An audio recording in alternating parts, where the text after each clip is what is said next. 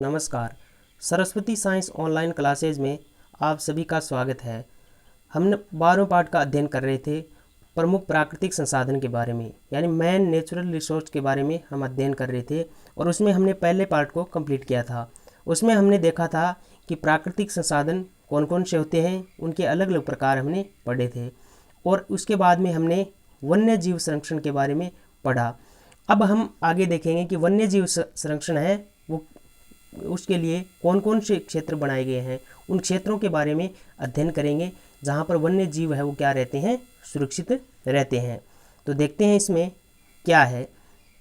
तो वन्य जीव संरक्षण के लिए हमने एक चीज़ पढ़ी थी कल कि IUCN है, यानी अंतर्राष्ट्रीय संस्था है ये, और इसके द्वारा क्या किया जाता है कि जो कुछ प्रकार की जाति है, जो विलुप्त संकटग्रस्त जाति है, विलुप्त जाति है, उन सभी का नामांकन किया जाता है एक पुस्तक के अंदर, और जिसको हमने क्या कहा था, रेड डाटा पुस्तक।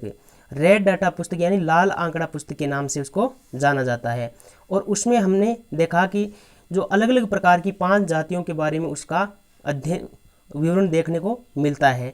और कौन करता है ये, IUCN। और IUCN का पूरा नाम क्या है, international union for conservation of nature, यानी अंतर्राष्ट्रीय प्रकृति संरक्षण संघ, जिसके बारे में हमने देखा था कि ये 5 प्रकार की जातियों का अध्ययन करता है। 5 प्रकार की जाति है वो उस लाल आंकड़े पुस्तक यानी रेड डाटा पुस्तक के अंदर रखा जाता है। उसमें हमने अलग अलग देखे थे कि जो विलुप्त प्रजाति है उनका नाम लिखा जाता है।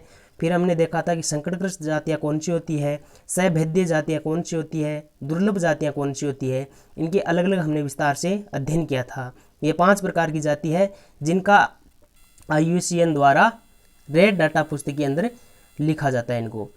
अब देखते हैं आगे हम देखेंगे कि जो वन्य जीव संरक्षण है उनको किस प्रकार सुरक्षित रखा जाता है, उनके अलग अलग क्षेत्र है, उन सभी क्षेत्रों के बारे में अध्ययन करेंगे। तो सबसे पहले हम देखते हैं कि वन्य जीव संरक्षण के क्षेत्रों में राष्ट्रीय उद्यान क्या बनाए गए हैं। राष्ट्रीय उद्यान क्या होते हैं, राष्ट्रीय उद्यान, नेशनल पार्क किसको बोला जाता है, देखते हैं नेशनल पार्क कौन से क्षेत्रों को बोला जा सकता है।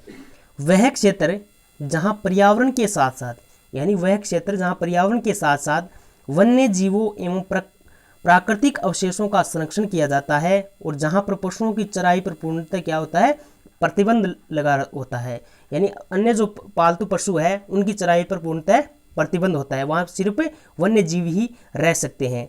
उन क्षेत्र को हम क्या बोलते हैं, राष्ट्रीय उद्यान बोला जाता है। उन सुरक्षित क्षेत्रों को क्या बोला जाता है, राष्ट्रीय उद्यान यानी नेशनल पार्क, यानी वह क्षेत्र जहां पर पर्यावरण के साथ साथ क्या होता है, वन्य जीवों प्राकृतिक अवशेषों का क्या किया जाता है, संरक्षण किया जाता है, और जो पालतू पशु है उनकी चराई पर पूर्णतः प्रतिबंध होता है। अब हमारे देश में कौन कौन से है, तो हम देख सकते हैं इसमें रणथंभौर राष्ट्रीय उद्यान के बारे में, केवलादेव राष्ट्रीय उद्यान। अब देखते हैं कि कौन कौन से राष्ट्रीय उद्यान है हमारे क्षेत्र में पाए जाते हैं। तो देखते हैं कौन कौन से हैं, आपके अलग अलग हम अध्ययन करेंगे। इसमें हमारे है काजीरंगा का राष्ट्रीय उद्यान है, वो कहाँ पर पाया जाता है, काजीरंगा राष्ट्रीय उद्यान है हमारा असम में, कहाँ पर है, असम में। गिर राष्ट्रीय उद्यान है वो गुजरात में है। ग्रेट हिमालय राष्ट्रीय उद्यान है हिमाचल प्रदेश में। बांदीपुर राष्ट्रीय उद्यान है कर्नाटक में। सतपुड़ा राष्ट्रीय उद्यान है आपका मध्य प्रदेश में। सुंदरवन राष्ट्रीय उद्यान कहाँ पर है, पश्चिम बंगाल में। और रणथंभौर राष्ट्रीय उद्यान कहाँ पर है, हमारे राजस्थान में। केवला देवी राष्ट्रीय उद्यान भी कहाँ पर है, राजस्थान में। और कॉर्बेट राष्ट्रीय उद्यान कहाँ पर है, उत्तरांचल में। ये हमारे अलग अलग प्रकार के अलग अलग राष्ट्रीय उद्यान जिनके बारे में हमने देखा कि ये हमारे देश में अलग अलग राष्ट्रीय उद्यान है जहाँ पर क्या किया जाता है, वन्य जीवों और प्राकृतिक अवशेषों का संरक्षण किया जाता है और पशुओं की जो पालतू पशु है उनकी चराई पर पूर्णतः प्रतिबंध होता है। अब देखते हैं अब आगे है अभ्यारण्य। और अन्य क्षेत्र कौन सा है, अभ्यारण्य, जिसको क्या बोला जाता है, सेंचुरी है, अभ्यारण्य है। वहाँ पर क्या होता है, यहाँ वन्य जीवों की शिकार एवं आखेट पर पूर्णतः प्रतिबंध होता है और इनमें से कुछ स्थितियों में प्रवेश की अनुमति दी जा सकती है। यहाँ पर क्या होता है, अभ्यारण्य में यहाँ पर वन्य जीव को जो शिकार है आखेट पर पूर्णतः क्या होता है, प्रतिबंध लगा होता है और यहाँ पर कुछ स्थितियों में प्रवेश की अनुमति दी जाती है, जिसमें उसका उदाहरण हम देख सकते हैं सरिस्का अलवर और ताल छापर चूरू में। अब देखते हैं कौन कौन से राष्ट्रीय उद्यान जो अभ्यारण्य है वो हमारे राजस्थान में पाए जाते हैं। तो देखते हैं इसमें वन्यजीव अभ्यारण्य है, उसमें है सरिस्का अलवर में है, राजस्थान के अंदर सरिस्का अलवर में, जहाँ पर क्या है हिरण और गोडावण वन्य जीवों का संरक्षण है। यहाँ पर दर्रा जो अभ्यारण्य है आपका कोटा के अंदर, उसमें बघेरा का। और माउंट आबू सिरोही में कौन से है, जंगली मुर्गे प्रसिद्ध है वहाँ पर। ताल छापर चूरू के अंदर काले हिरणों के लिए प्रसिद्ध है ये। जवाहर सागर कोटा है, ये घड़ियाल पक्षियों के लिए प्रसिद्ध है। सीता माता जो अभ्यारण्य प्रतापगढ़ के अंदर, वहाँ पर उड़न गिलहरी है, उसके लिए प्रसिद्ध है ये। केला देवी जो करौली के अंदर है, वो वहाँ पर रींछ के लिए प्रसिद्ध है ये। और नाहरगढ़ जयपुर है, वहाँ पर तेंदुआ और शियार के लिए प्रसिद्ध है ये है आपके वन्य जीव अभ्यारण्य। अब इसके बाद में हम देखें आगे आपका जो क्षेत्र आता है जैव मंडल अभ्यारण्य, जो क्षेत्र आता है वो कौन सा आपका जीव मंडल निश्चय, या जिसको क्या बोल सकते हैं हम बायोस्फीयर रिजर्व क्षेत्र। इन क्षेत्रों में क्या होता है, इन क्षेत्रों की बात यदि हम करें तो यहाँ पर क्या होता है, ये प्राकृतिक क्षेत्र है जो वैज्ञानिक अध्ययन के लिए शांत क्षेत्र घोषित किए गए हैं। अब तक 128 देशों में 669 बायोस्फीयर रिजर्व स्थापित है। यानी जीव मंडल निश्चय क्षेत्र या बायोस्फीयर रिजर्व क्षेत्र है, यहाँ पर क्या होता है वैज्ञानिक अध्ययन के लिए शांत क्षेत्र घोषित किए गए हैं। और 128 देशों के अंदर 669 है बायोस्फीयर रिजर्व क्षेत्र स्थापित किए गए हैं, जिनमें से भारत में कितने हैं 18 क्षेत्र है। प्रथम भारत में जैव मंडल निश्चय क्षेत्र कौन सा है, नीलगिरी। ये है हमने अलग अलग देखे। अब इसके बारे में हम देखें तो आगे इसमें है आपके अलग अलग दे रखे हैं। इसमें जैव मंडल जो क्षेत्र है, इसमें है आपके अंडमान निकोबार द्वीप समूह, ग्रेट निकोबार में, असम में है काजीरंगा और मानस है, कर्नाटक केरल के अंदर नीलगिरी, और उत्तर प्रदेश में नंदा देवी, पश्चिम बंगाल के अंदर सुंदरवन, और मध्य प्रदेश में कान्हा रिजर्व क्षेत्र है, और राजस्थान में कौन सा है थार रेगिस्तान क्षेत्र। ये अलग अलग हमने देखे। अब देखते हैं आगे जो है आपका वो है आपका जल संरक्षण के बारे में। हमने कौन कौन से देखे, हमने वन संरक्षण देखा, फिर हमने किसका अध्ययन किया, वन्य जीवों का संरक्षण देखा। अब हम देख रहे हैं जल संरक्षण। जल की यदि बात आए तो जल के लिए हम कह सकते हैं कि जल ही क्या आपका जीवन है। जल के बिना जीवन असंभव है। एक दो दिन हम रोटी खाए बिना रह सकते हैं, भोजन करे बिना रह सकते हैं, लेकिन जल के बिना नहीं रह सकते। क्यों कि जल ही आपका जीवन कह सकते हैं। अब यदि जल की बात करें कि कितना प्रतिशत जल है हमारे पीने योग्य जल है वो हमारी पृथ्वी पर है, तो सबसे पहले पूरी बात करते हैं हम पृथ्वी की। तो पृथ्वी का जो 70% भाग है उस पर जल है। कितने प्रतिशत भाग पर, 70% पर। लेकिन क्या है कि ये 70% जल है, ये पूर्णतः हमारे लिए पीने योग्य नहीं है। तो कितना जल हमारे लिए पीने योग्य है, तो आपका जो 70% जो भाग है, इनको यदि 100% मान ले तो 97.5% जो भाग है वो क्या है, समुद्रीय जल, लवणीय जल के रूप में पाया जाता है ये। और 2.5% जो जल है हमारे पीने योग्य शुद्ध जल के रूप में हम कह सकते हैं, शुद्ध पानी के रूप में। तो आपका 2.5% जो पानी है वो भाग हमारे लिए पीने योग्य पानी है। तो इसका भी हम क्या कर रहे हैं, लगातार दोहन कर रहे हैं, तो एक जल संकट के रूप में भी स्थिति हो सकती है। अब देखते हैं कि जल संकट के कारण क्या है, इसका जो जल का दोहन हो रहा है इनका क्या कारण है जिसके कारण जल का अत्यधिक दोहन हो रहा है। इसका प्रमुख कारण यदि हम देखें तो क्या है, जनसंख्या वृद्धि है। जनसंख्या वृद्धि होने के कारण क्या है कि उनके जो आवश्यकताओं की पूर्ति के लिए जल का दोहन हो रहा है। या और कौन से कारण है जल संकट के, प्रदूषण का फैलना वो भी जल संकट का कारण है। भूजल का क्या होना, अत्यधिक दोहन होना भी है। जल की आर्थिक मांग अत्यधिक बढ़ गई है जिसके कारण जल संकट का कारण हो सकता है। मानसून की अनिश्चितता जिसके कारण क्या है कि वर्षा वो हर टाइम पर नहीं होती है।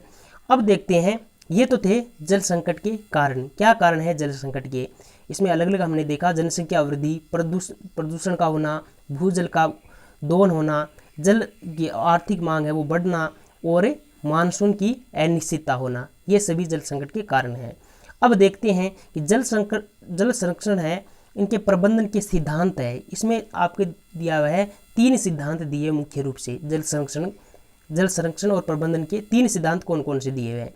जल की उपलब्धता को बनाए रखना, कैसे कर सकते हैं जल संरक्षण, इसमें 3 सिद्धांतों में पहला सिद्धांत दिया आपको कि जल की उपलब्धता क्या करना, बनाए रखना, यानी कि जल की जो उपलब्धता है उसको, उसकी पूर्ति यानी उसका बनाए रखना चाहिए। दूसरा कौन सा सिद्धांत है, जल को प्रदूषित होने से बचाना।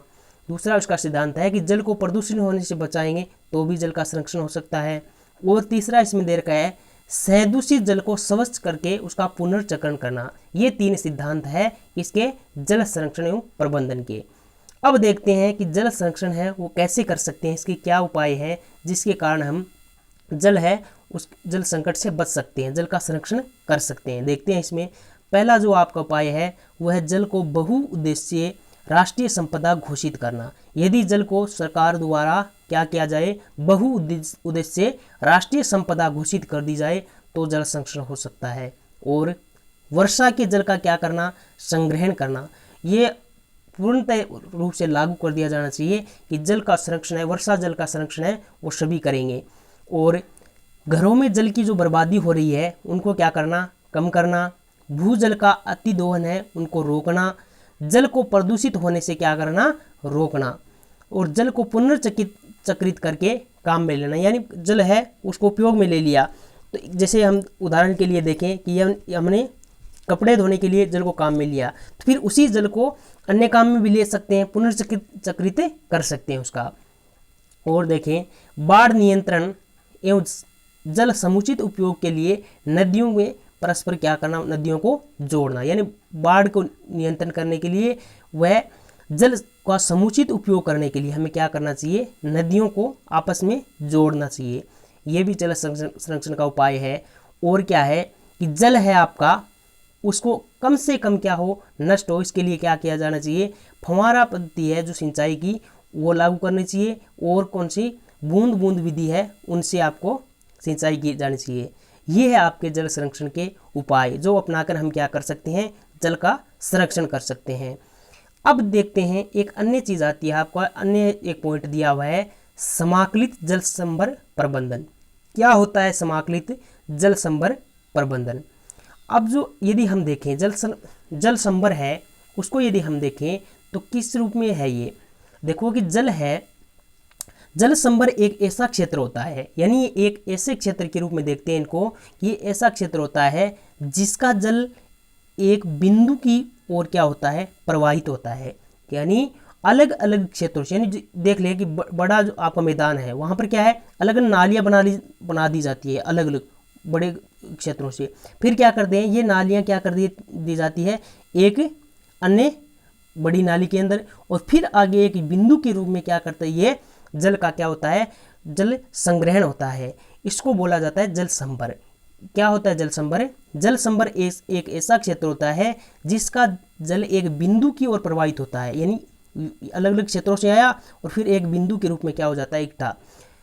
ये एक भू आकृति इकाई है, यानी भूमि की आकृति है। ये वहाँ पर क्या है, अलग अलग नाली रूप में बना दी जाती है और वहाँ से अलग एक बिंदु के रूप में संरक्षण किया जाता है जल का, जो क्या है कि भू आकृति की इकाई है। सहायक नदी बेसिन है, यानी यदि क्या अलग बड़े क्षेत्रों से जल का संरक्षण कर लिया जाता है, अलग अलग क्षेत्रों से जो वर्षा का जल होता है या अन्य जल है उनका क्या एक क्षेत्र के अंदर बिंदु के रूप में और फिर आगे क्या है अलग दूसरे क्षेत्रों में भेजने का कार्य हो सकता है। इससे क्या होता है, जिसका उपयोग सुविधा के अनुसार वहाँ छोटे क्षेत्रों में प्राकृतिक क्षेत्रों के समन्वित विकास के लिए किया जा सकता है। यानी छोटे छोटे क्षेत्र है, ग्रामीण क्षेत्र मान सकते हैं या कोई दूसरे छोटे क्षेत्र है, वहाँ पर क्या कर दिया जा सकता है इन सभी से, यानी ये जो जल इकट्ठा हुआ इस जल को काम में लेके सिंचाई के रूप में काम में ले सकते हैं, पीने के योग पानी, यानी इस जल को काम में लिया जा सकता है। इसमें मिट्टी और आर्द्रता का संरक्षण, यानी वहाँ के जो क्षेत्र है वहाँ पर मिट्टी की जो आर्द्रता है वो बनाए रख सकता है। और बाढ़ नियंत्रण के रूप में भी इसको, इन बाढ़ आने की स्थिति हो तो क्या होगा, इनको अलग अलग क्या है अलग अलग क्षेत्रों में नालियों रूप बना दी जाती है और फिर आगे अन्य क्षेत्रों में भेज दिया जाता है जहाँ पर अलग बिंदु के रूप में इकट्ठा हो जाता है ये। और जल संग्रहण के लिए करते हैं इसको वृक्षारोपण, उद्यान उद्यान, चारागाह विकास और सामाजिक वानिकी आदि सभी कार्यक्रम है इसके अंतर्गत सम्मिलित किया जाते हैं। ये है आपका जल संभर, जहाँ पर क्या होता है कि एक ऐसा क्षेत्र होता है जहाँ पर एक बिंदु के रूप में जल प्रवाहित होता है और वहाँ पर क्या है कि उस क्षेत्र के अंदर उस क्षेत्र का विकास करने के लिए उस जल को काम में ले सकते हैं। और इसके अंदर सम्मिलित क्या क्या चीज़ हो सकती है, इसके द्वारा क्या किया जा सकता है, बाढ़ नियंत्रण के रूप में वहाँ की जो आर्द्रता है उनका संरक्षण कर सकते हैं, वहाँ की जो मिट्टी है उनकी नमी बनाए रख सकता है, जल संग्रहण कर सकते हैं, वृक्षारोपण में काम में ले सकते हैं, उद्यान के रूप में, चारागाह विकास के लिए और सामाजिक विकास है वानिकी है आपकी, वो सभी इसके अंतर्गत सम्मिलित होते हैं। ये था आपका समाकलित जल संभर प्रबंधन। अब यदि इसके बाद में देखें तो इसके बाद में आपका आता है वर्षा जल का संग्रहण। क्या किस प्रकार हम वर्षा का जल संग्रहण कर सकते हैं। यदि हम देखें कि वर्षा जल संग्रहण, तो ये आपको सीधा सा इसमें लिख सकते हो आपको वर्षा का जल संग्रहण किया जाता है। तो कैसे किया जाता है, क्यों किया जा सकता है।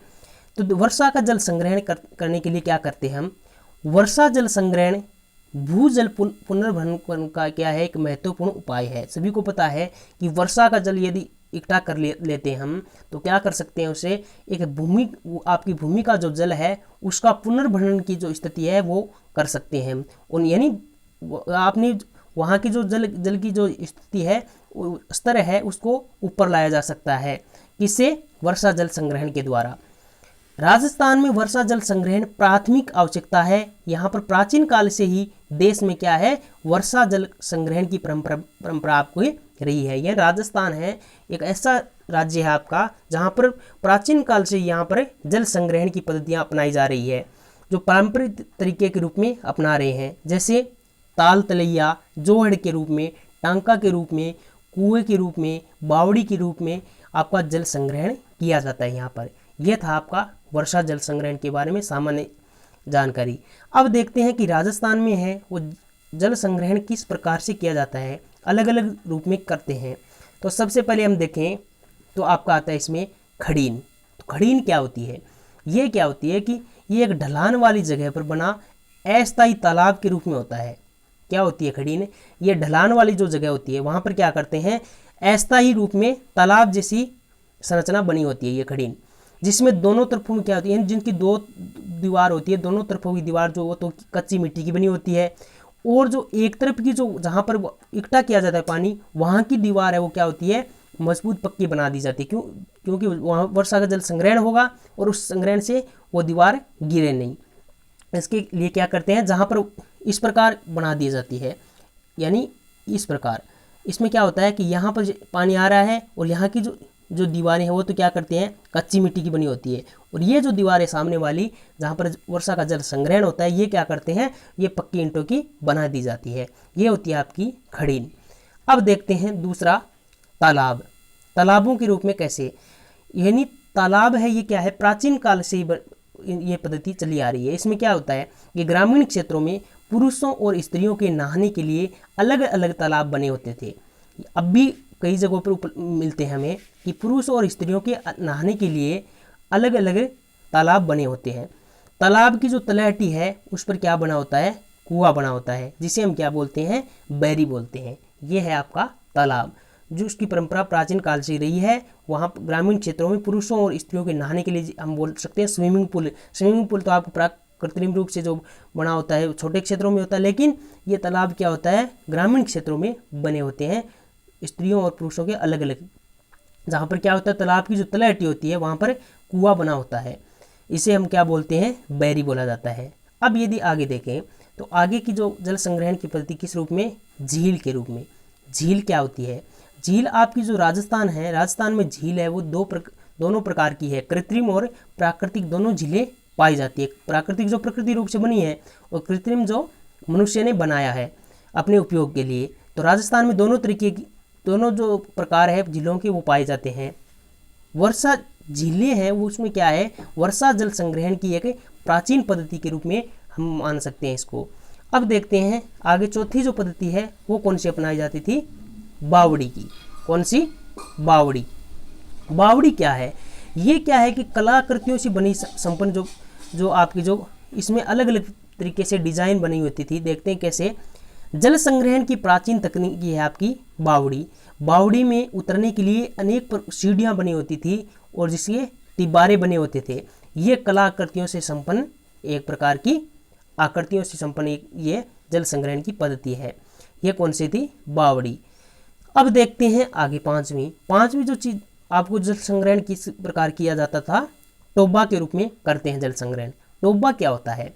टोबा है वो जल संग्रहण का क्या है? पारंपरिक स्रोत है आपका। ये नाड़ी के आकार का होता है, किंतु नाड़ी से क्या होता है? ज़्यादा गहरा होता है। ये होता है टोबा, जिसमें जल संग्रहण करते हैं। तो जल संग्रहण राजस्थान में कौन कौन से तरीके से करते हैं, अलग अलग हमने पढ़े। पहला हमने किसके रूप में देखा? पहला हमने खड़ीन के रूप में, दूसरा तालाब, झील, बावड़ी और टोबा। इनका अलग अलग हमने अध्ययन किया। अब इसके बाद में हम देखें आगे, यह तो था जल का संग्रहण और जल के बारे में, जल प्रबंधन के बारे में हमने देखा, उनका उपाय भी देखा कि जल संग्रहण कैसे कर सकते हैं, जल को किस प्रकार बचाया जा सकता है। अब यदि हम देखें आगे तो अब हम देख रहे हैं कोयला एवं पेट्रोलियम का संरक्षण। कोयला और पेट्रोलियम का संरक्षण क्या है, किस प्रकार कर सकते हैं और क्या होता है कोयला, किस प्रकार इसको प्राप्त करते हैं, इसी प्रकार पेट्रोलियम का देखेंगे। तो कोयले के रूप में हम देखें, कोयला और पेट्रोलियम आपका दोनों ही क्या है? जीवाश्म ईंधन के रूप में होते हैं। देखते हैं सबसे पहले कोयला। क्या होता है कोयला? कोयला एक ठोस कार्बनिक पदार्थ है। किसका है? ठोस रूप में होता है ये और कार्बनिक होता है और इसका रंग काला होता है एकदम। अब यदि देखें जिनका प्रयोग ईंधन के रूप में किया जाता है, कोयला ऊर्जा का क्या है? एक अति महत्वपूर्ण स्रोत है और कुल प्रयुक्त ऊर्जा का 35 से लगभग 40% भाग है वो किससे प्राप्त होता है? हमें कोयले से। यानी कोयला आपका एक ठोस रूप से बना पदार्थ, कार्बनिक पदार्थ है जिसमें कार्बन की मात्रा होती है, और कोयला है वो आपका ऊर्जा का अत्यधिक महत्वपूर्ण स्रोत के रूप में माना जाता है। इसका जो 35 से 40% भाग है ऊर्जा का, वो किससे पूर्ति होती है? कोयले से। अब यदि हम देखें कि कार्बन की मात्रा के आधार पर अलग अलग कोयले के प्रकार होते हैं, तो सबसे पहला जो कोयला है आपका वो कौन सा मानते हैं? एंथ्रेसाइट। दूसरा है आपका बिटुमिन्स, तीसरा है लिग्नाइट और चौथा कौन सा आपका? पीट। अब इसमें देखें तो उत्तम प्रकार का कोयला किसको मानते हैं? जिसमें कार्बन की मात्रा ज़्यादा होती है। तो कार्बन की मात्रा सबसे ज़्यादा किसमें होती है? एंथ्रेसाइट में। 94 से लेकर 98% तक इसमें कार्बन पाया जाता है। बिटुमिन्स है उसमें 78 से 86% तक, लिग्नाइट में 28 से 30% तक, और आपको जो पीट है वो सबसे हल्की किस्म का जो कोयला होता है वो कौन सा होता है? पीट, जिसमें कार्बन की मात्रा कितनी होती है? केवल 27% तक ही पाई जाती है इसमें। ये थे आपके अलग अलग कोयले। अब देखें कि कोयले का निर्माण किस प्रकार होता है। तो कोयले के निर्माण, कोयला और पेट्रोलियम है लगभग एक ही विधि से इसका निर्माण होता है। इसके निर्माण की जो तकनीक, जो आपकी पद्धति है वो क्या है? अत्यधिक लगभग इसमें ज़्यादा समय लगता है, करोड़ों वर्षों का समय लग जाता है इसमें। देखते हैं इसमें करोड़ों वर्ष पूर्व क्या हुआ, पृथ्वी में हलचल के कारण या अन्य कारणों से आपकी जो वनस्पति थी वो भूमि के नीचे दब गई, और भूमि के नीचे क्या होता है? अत्यधिक उच्च ताप होता है और उच्च ज़्यादा दाब होता है। उनके कारण क्या हुआ? ये वनस्पतियाँ ये किस में बदल गई? कोयले के रूप में निर्माण हुआ। और कोयले, इस प्रकार कोयले को निर्माण की जो विधि उसको हम क्या बोलते हैं? कार्बनीकरण बोलते हैं इसको। इस प्रकार आपके कोयले का निर्माण होता है। कैसे होता है कोयले का निर्माण? सीधी सी सरल विधि है कि यदि याद करें तो सरल रूप में याद कर सकते हैं कि ये जो आपकी जो जटिल प्रक्रिया है ये करोड़ों वर्षों पूर्व क्या हुआ? पृथ्वी में हलचल के कारण या अन्य कारणों से वनस्पतियां हैं वो भूमि के नीचे दब गई, और क्या हुआ कि नीचे भूमि के नीचे अत्यधिक उच्च ताप होता है, उच्च दाब होता है, जिसके कारण क्या हुआ? ये वनस्पतियां किसमें बदल गई? धीरे धीरे कोयले के रूप में बदल गई। और इस प्रकार कोयले का निर्माण क्या कहलाता है? कार्बनीकरण। ये था आपका कोयले का निर्माण। अब यदि हम देखें तो कोयले से क्या कर सकते हैं, कोयले से क्या बना सकते हैं?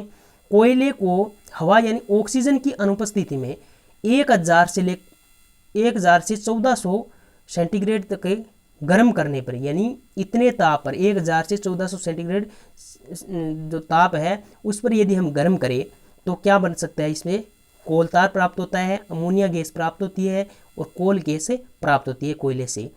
इस प्रक्रिया द्वारा कोयले का भंजक आसवन कहा जाता है। यानी कोयले को जब ऑक्सीजन की अनुपस्थिति में 1000 से 1400 सेंटीग्रेड ताप पर गर्म करते हैं और कोलतार, अमोनिया और कोल गैस प्राप्त होते हैं। इस प्रक्रिया को कोयले का क्या कहते हैं? भंजन आसवन कहते हैं। यह है आपका भंजक आसवन कोयले का।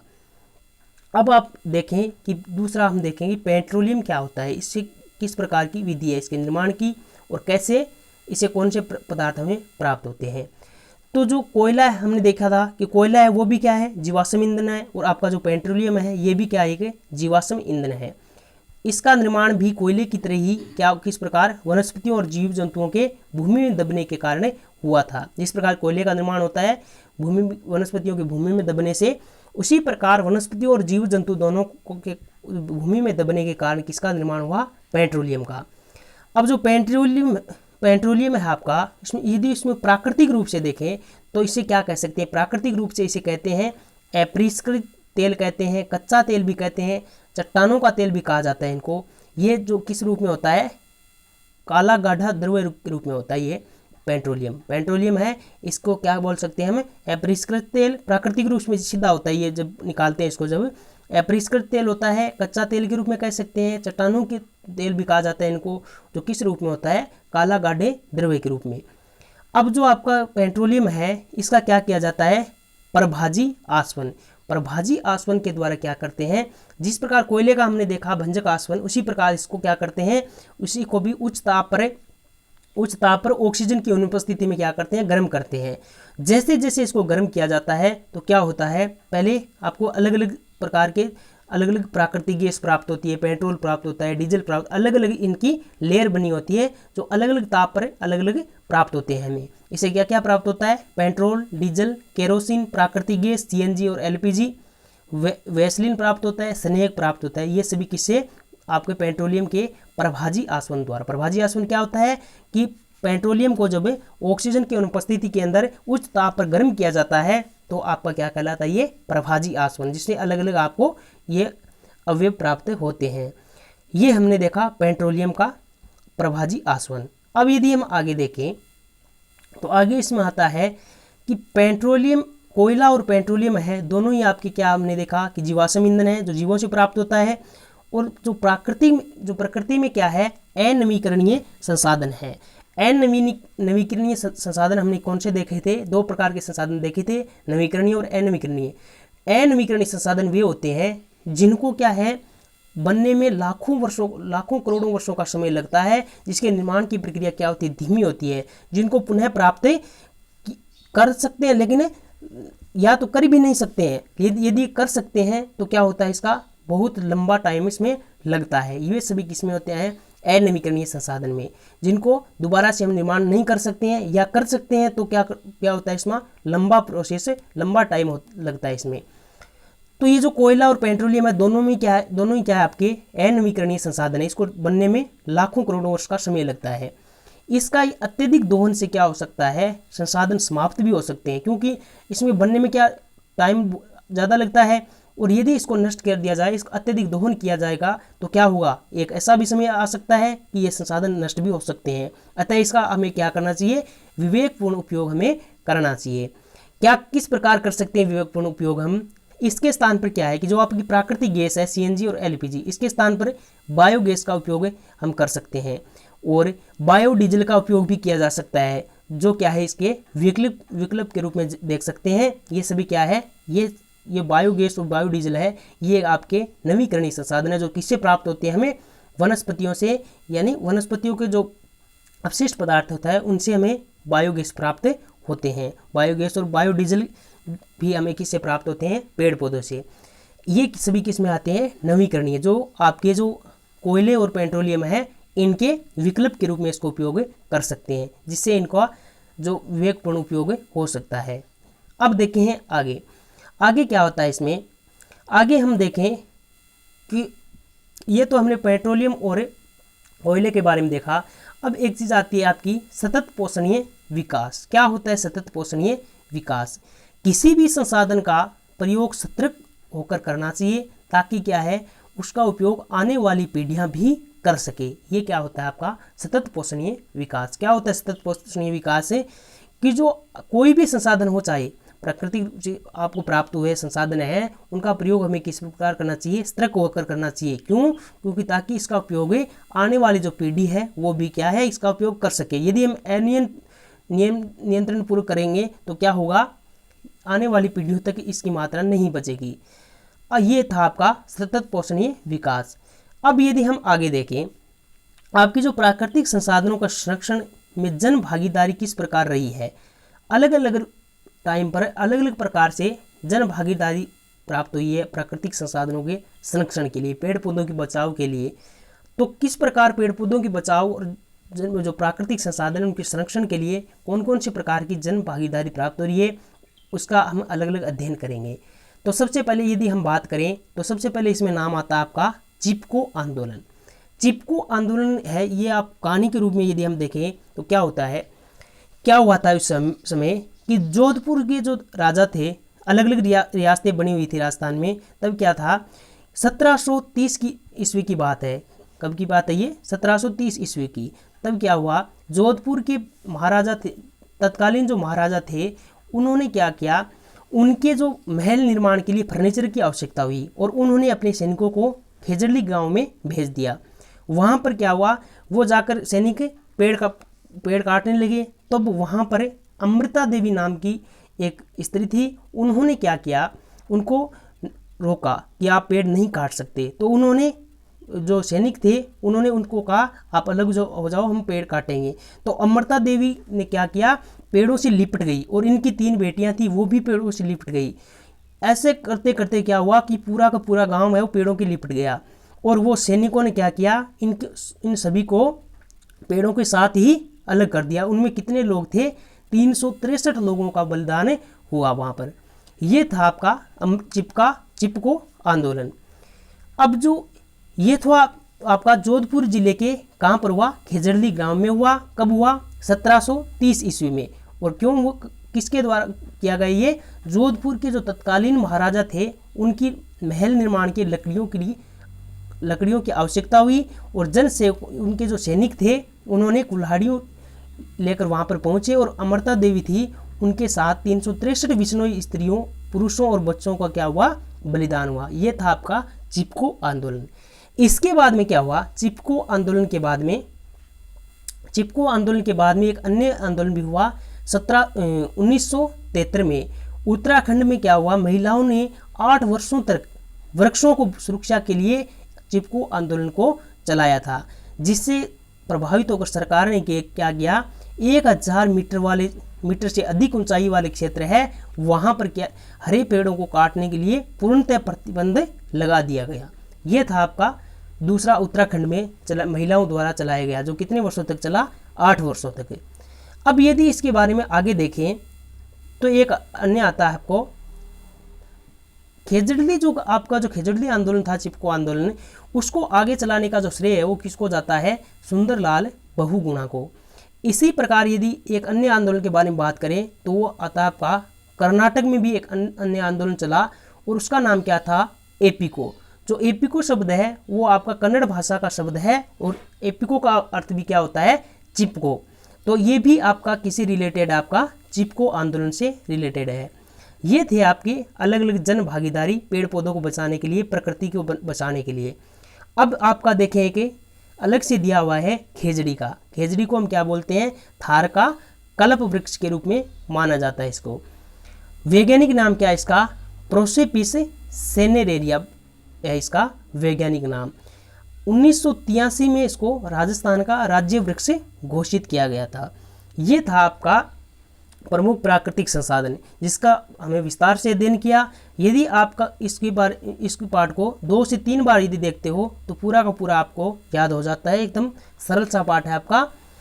अब यदि आप जो पूरा साइंस का कोर्स है 10th क्लास का, वो अध्ययन करना चाहते हो तो यूट्यूब पर जाकर सरस्वती साइंस ऑनलाइन क्लासेस के नाम से सर्च करोगे तो पूरा आपको कोर्स मिलेगा। और यदि आपको PDF नोट्स की आवश्यकता है 10th क्लास की साइंस की, तो सरस्वती साइंस ऑनलाइन क्लासेज के नाम से टेलीग्राम चैनल बनाया हुआ है, उस पर जाकर आप सर्च कर सकते हो। यदि आपको ये समझ में आया है ये पाठ है तो इस वीडियो को शेयर कीजिए, लाइक कीजिए और चैनल को सब्सक्राइब कीजिए। थैंक यू, धन्यवाद।